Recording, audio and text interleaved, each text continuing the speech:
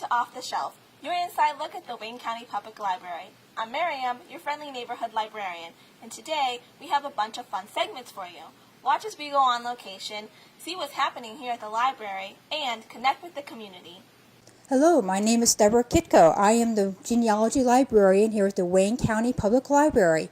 Today we're going to take a tour of the wonderful genealogy and local history department here in downtown Worcester. So join me in this small little journey to explore what type of resources we have and to take a view at what our department really looks like. Here on the right hand side is what we call the staff desk. And this right here is where you'll find myself. Once again, my name is Deborah, Elaine, or Christina. All three of us work on a regular basis in this department. So stop by the desk. If this is your first time here, we can give you a brief tour of our facility, how it works. If you have questions from the very simple, such as, how do I get started, to the very advanced in terms of I just can't find my great-great-grandfather, we're here to help meet your needs and try to help solve your problems. As you enter through the doors of our department, straight ahead you'll find the beautiful 1856 Baker's map.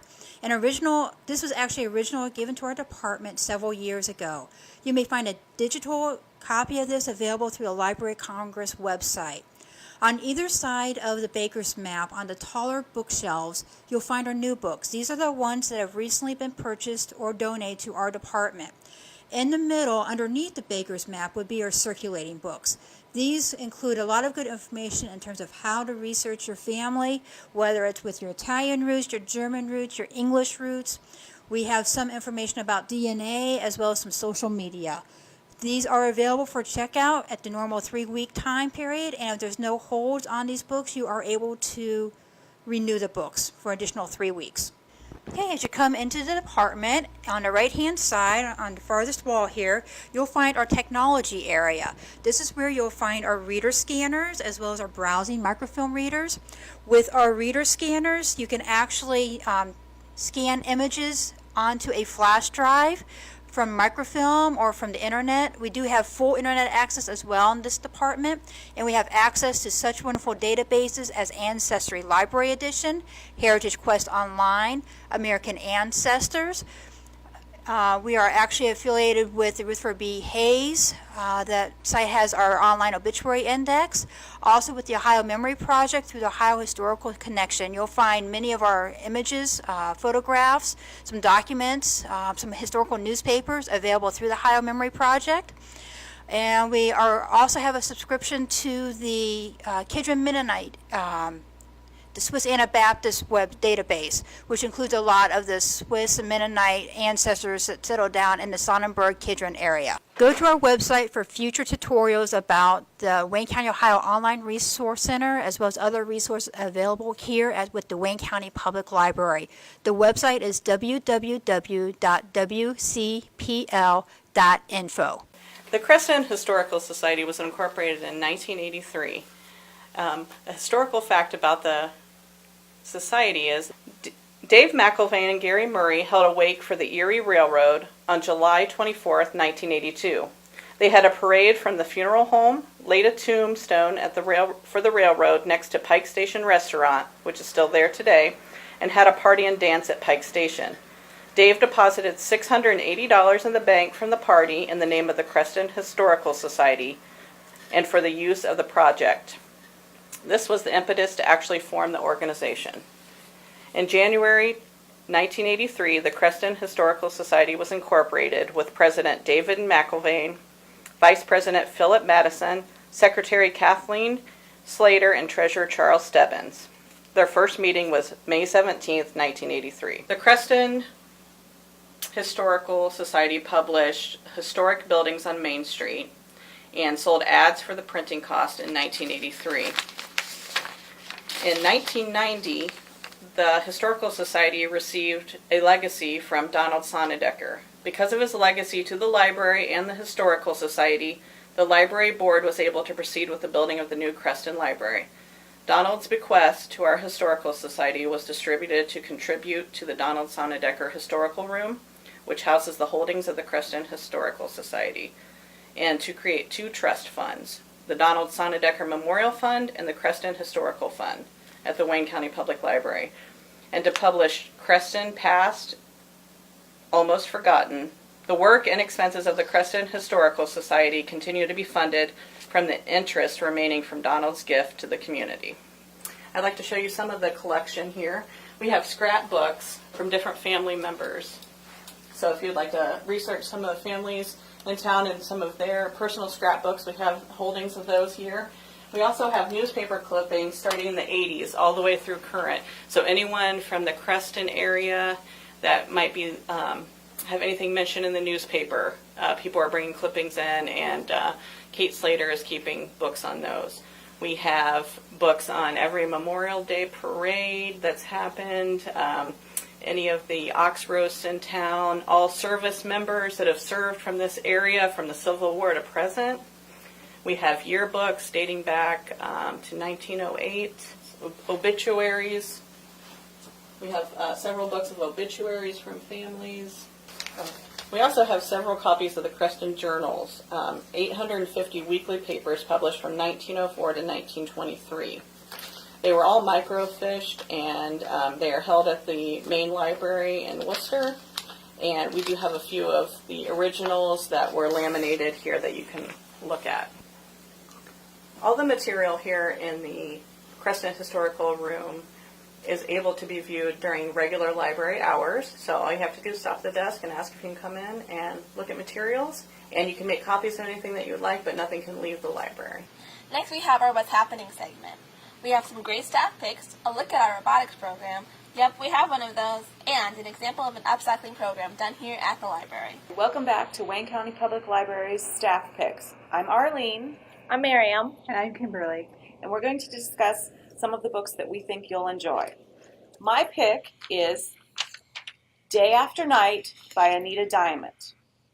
Now, Anita Diamond is the author of The Red Tent and The Boston Girl, so you might be familiar with those titles. This book is based on true events. It tells the story of 270 men and women who were held at Atlit, which is a holding camp for illegal immigrants in Israel right after World War II. It's centered around 4 women who develop a very strong friendship after arriving at Atlit. There's Leonie, a beauty from Paris, Teddy, a Dutch Jew, Chandel, a Polish Zionist, and Zora, an Auschwitz survivor. They all come to Atlit with their own experiences of the war and the Holocaust and all that. And they develop this really strong friendship. And along with an amazing supporting cast in the book, these women learn how to live again. I really love this book because it tells of a time period that I knew nothing about. And I love books that I can learn something from. Even if they are fiction, you can learn things from them. So I would definitely recommend Day After Night by Anita Diamond. Who was your favorite character in that book? I would say it was probably, I don't know. They all were just amazing. I couldn't pick a favorite one. They all added, so much to the story and their experiences, and they all came from just totally different experiences that I would have a hard time picking one. They're all 4 of them were very strong women characters. I love strong women characters. All right. Was that your favorite book by that author? Or? Yeah, I have to say so far. I've read The Boston Girl. I want to read The Red Tent. I haven't read The Red Tent yet. So I don't know, that might change, but right now this is my favorite book by this author. Oh, perfect. Okay. All right, my turn. My book is The Historian by Elizabeth Kostova. This book follows 3 different timelines. So it's the narrator, who remains nameless throughout the whole book, in the 1970s, her father in the 1950s, and then her father's mentor, Professor Rossi, in the 1930s. And what happens is, when the narrator finds this dragon cutout book, she asks her father about it, who tells her, for mysterious reasons, for whatever reason, when he was a grad student, he found the book. And when he told his professor about it, his professor told him that when he was a grad student, he had also found the book. So, when her father suddenly disappears to go find her supposedly dead mother, the narrator goes on this amazing journey to find this the tomb, the long-lost tomb of Vlad Tepes, who's a 15th century prince, European prince, and and it's also like it's fiction. So it's this he's also like the fictional like Count Dracula, like the Count Dracula. And so you have to find out, like, does she find where her father went? Does her father find her mother? Does anyone find the tomb of Vlad Tepes, aka Count Dracula? I don't know, you're going to have to read The Historian. Also, spoiler alert, one of the librarians is a vampire. So would you say this is your favorite vampire book? I like this book, but no. My favorite vampire book would be Twilight, because I love Edward Cullen. Okay, my book is Snow Like Ashes by Sarah Rauch. And this is a teen fantasy, kind of along the lines of Game of Thrones, but for teenagers. This is the first book in a trilogy. And the main character in this name is Mira. And she is an orphan girl from a land called Winter. In this world there are 4 seasons and 4 rhymes, and the 4 seasons are, of course, our seasons: winter, spring, summer, and fall. And she is originally from Winter. Her season has been taken over by Spring. The Spring King killed the Winter Queen and stole her conduit.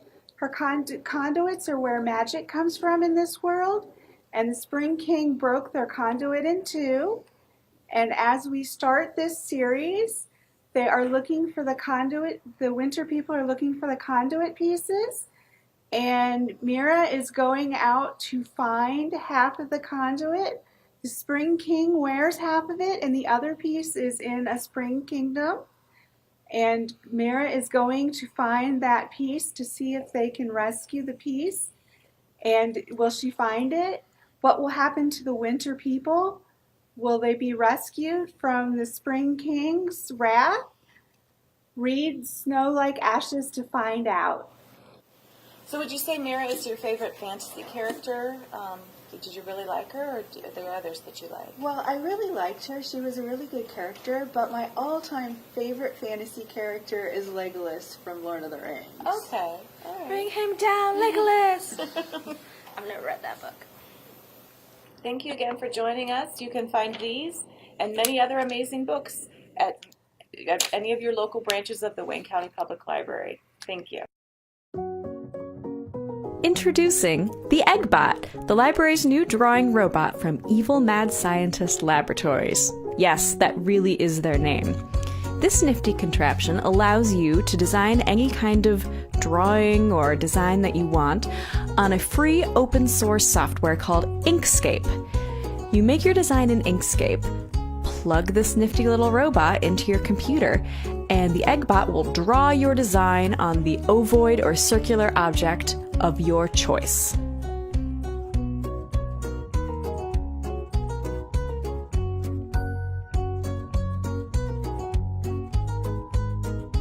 Some objects that we've already tested it on include blank Christmas ornaments, eggs, mini pumpkins, and even mugs.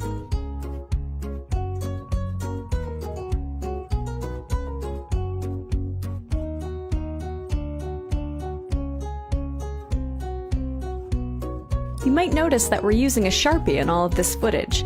That's because to change the color, you simply place the Sharpie of your choice in the pen arm before pressing go. This way, your design is only limited to the number of colored Sharpies that you have.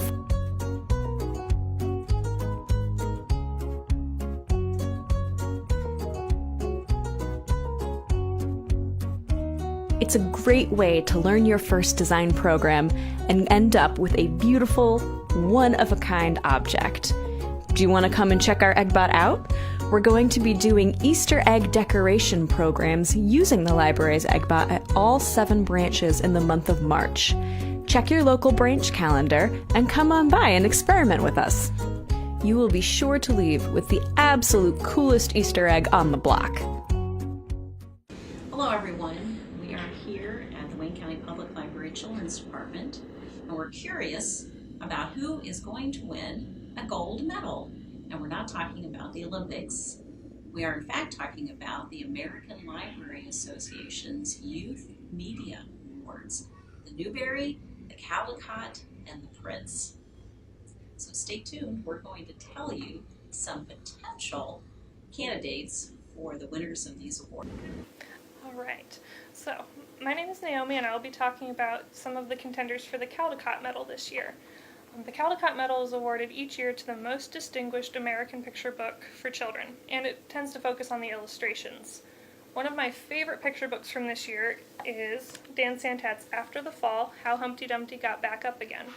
This book is about if Humpty Dumpty fell and all of the king's men were able to put him back together again, but now he is afraid of heights, which used to be his favorite thing. His anxiety is on full display on one of my favorite spreads in the book, where he goes shopping for cereal. He can only reach the boxes on the bottom, and those boxes have names like Leaves and Cardboard, while up top there are boxes called Free Toy and Just Marshmallow. So even though Dan Santat has already won a Caldecott, in 2015, I'm hoping After the Fall does really well this year. Because it's a story about learning how to rebound after something awful has happened to you, and the artwork is just lovely. Another possible contender is All the Way to Havana by Margarita Engel, and it's illustrated by Mike Curato. This book is set in modern-day Cuba, and the cars, nearly all pre-1959, really steal the show in this book. The story follows a boy and his family driving into town for a birthday party in their blue car that they've kept running for decades. It's a really gorgeous depiction of Cuba, and one of the spreads is like practically a rainbow parade of cars going in and out of town. It's really cool.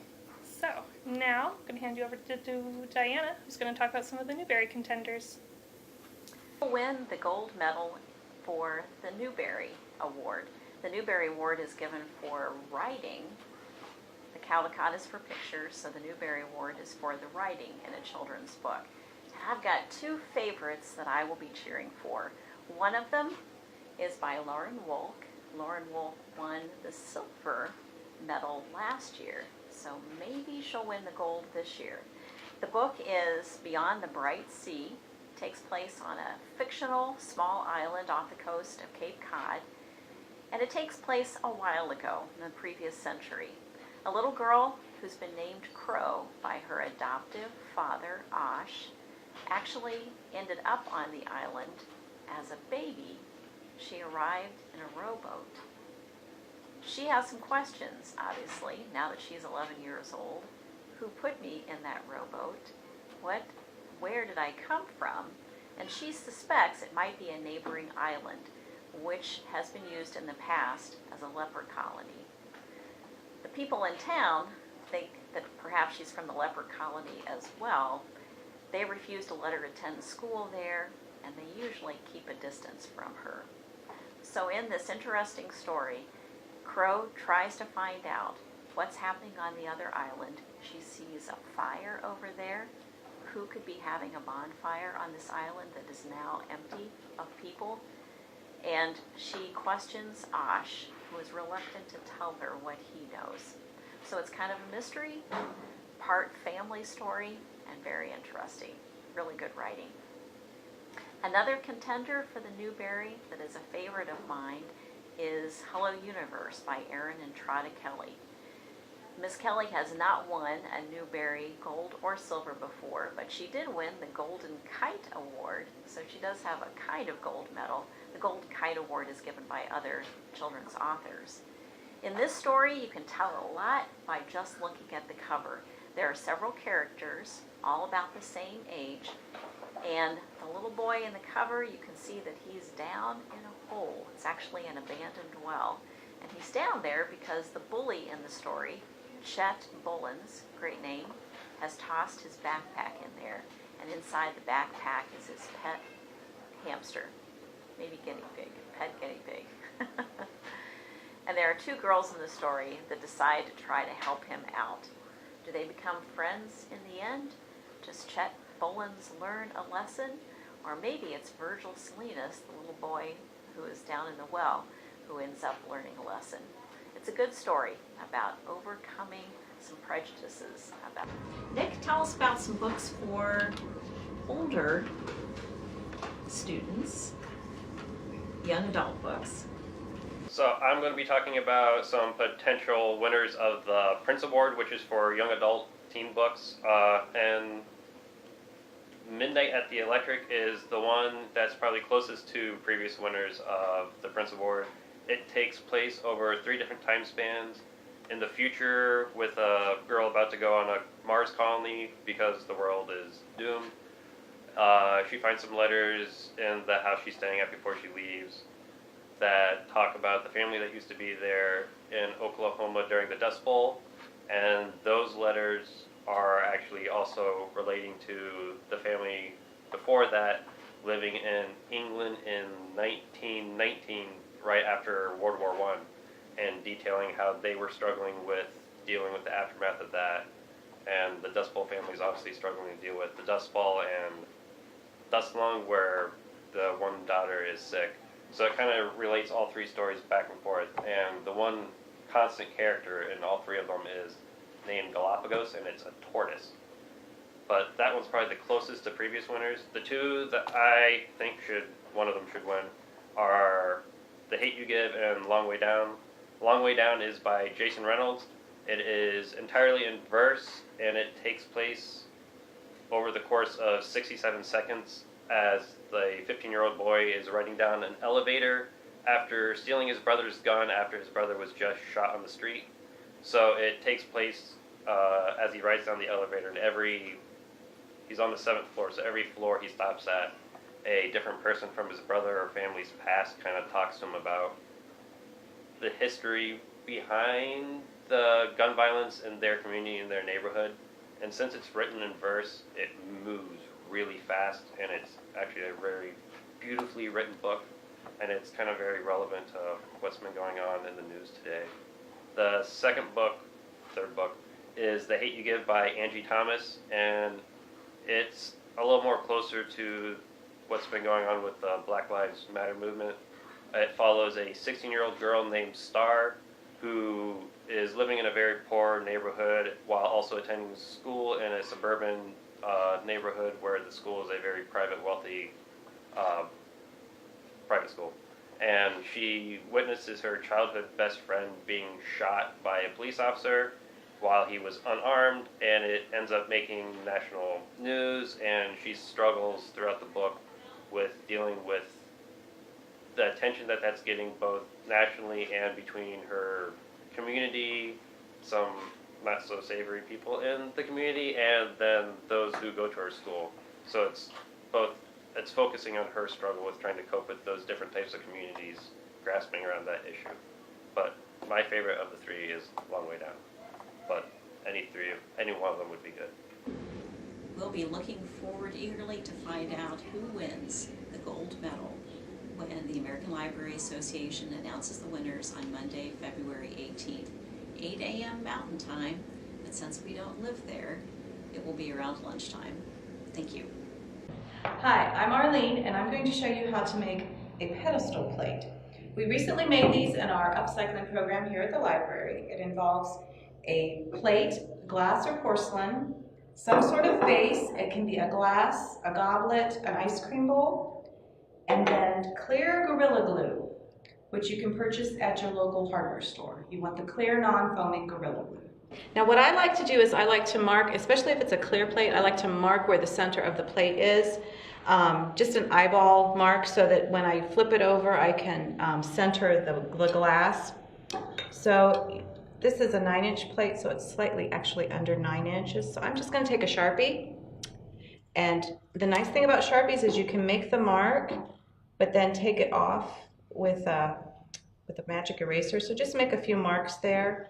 And then go the other direction, kind of center it, and try and make a few little marks there. That just kind of gives you an eyeball of where the center of the plate is. Now I'm going to say the center is right there. And then I'm going to flip. Now, like I said, I do it on the front so that you can take it off. Otherwise, you'll be gluing the mark onto your plate.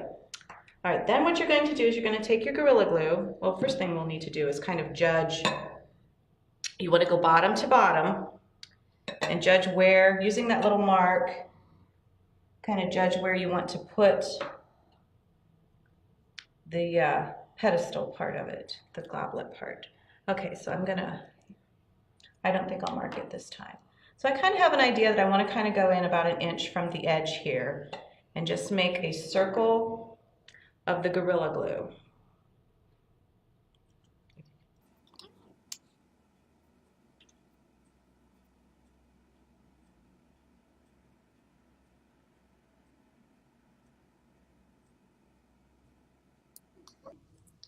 And then you will just take the glass and place it into the glue. And you can adjust a little bit if you're not quite centered.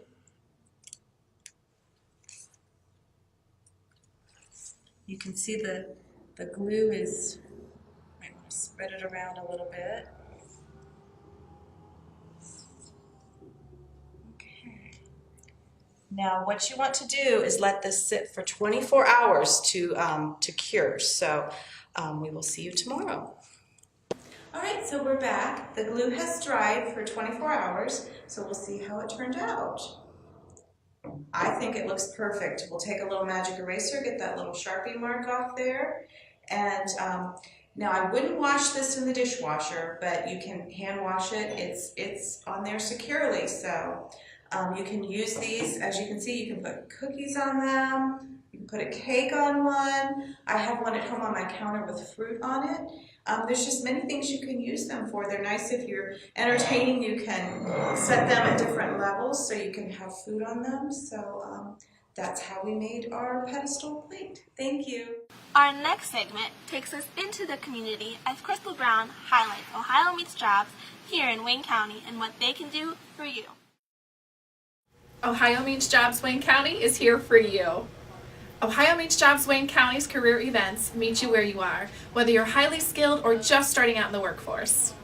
Ohio Meets Jobs Wayne County is here for you. The Ohio Meets Jobs Wayne County Center provides a broad range of services in one convenient location that make finding the perfect career so much easier. Our team can help you prepare for employment and refer job opportunities by matching your skills and interests. Ohio Meets Jobs Wayne County has over 15 organizations providing you a network of valuable career events. Ohio Meets Jobs Wayne County's career events meet you where you are, whether you are highly skilled or just starting out in the workforce. The Wayne County Public Library is one of the many great partners in the Ohio Meets Jobs Wayne County Center. The Wayne County Public Library provides after-business hours access for job seekers to ohiomeetsjobs.com, information and referrals to organizations, and one-on-one assistance with Microsoft Office. Other career events include career exploration, budgeting tips from a professional banker, understanding the importance of your social media, and many more. During your visit at Ohio Meets Jobs Wayne County, be sure to stop into the Resource Center. The Resource Center features career opportunities and computers with internet access to Ohio's largest display of job postings through ohiomeetsjobs.com. Browse through educational training catalogs to explore skilled training programs and labor market information to find employment projections and industry wages. Our friendly and knowledgeable staff will guide you through an orientation and connect you with appropriately matched career events. Career events are available free of charge to any Wayne County resident. Be sure to stay up to date on available Wayne County job opportunities and register for career events by visiting our redesigned website, everybodyworks.org. Ohio Meets Jobs Wayne County is customer focused on both individuals and businesses because our goal is simple: everybody works. Visit us Monday through Friday, 7:30 a.m. to 4 p.m. at 358 West North Street, Worcester, Ohio, or online at everybodyworks.org. If you're interested in learning more about our programs, events, books, or other services, you can find out more on our website or Facebook page. Thank you so much for watching today, and we look forward to seeing you here at the Wayne County Public Library.